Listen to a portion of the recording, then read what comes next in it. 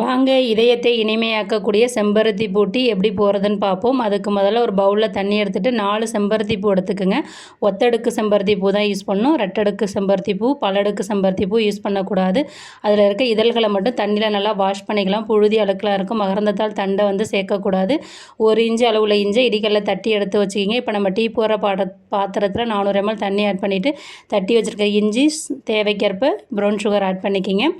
Add பண்ணிவிட்டு அடுப்பை on பண்ணிவிட்டு இப்போ நம்ம தண்ணியில் அலசி வச்சுருக்க செம்பருத்தி பூ ஆட் பண்ணிவிட்டு மிக்ஸ் பண்ணிக்கலாங்க. மிக்ஸ் பண்ணிவிட்டு ஒரு 3 நிமிஷம் அடுப்பை மிதமான தீயில் வச்சு கொதிக்க வச்சிங்கன்னா அந்த செம்பருத்தி பூவில் இருக்கிற கலரெல்லாம் இறங்கி நமக்கு சூப்பராக ரெடி ஆகிடுங்க செம்பருத்தி பூ டீ. இப்போ பாருங்கள், நான் ஃபில்டர் பண்ணி ஒரு பாத்திரத்தில் எடுத்து வச்சுட்டேன். இப்போ டம்ளரில் ட்ரான்ஸ்ஃபர் பண்ணிக்கலாம்.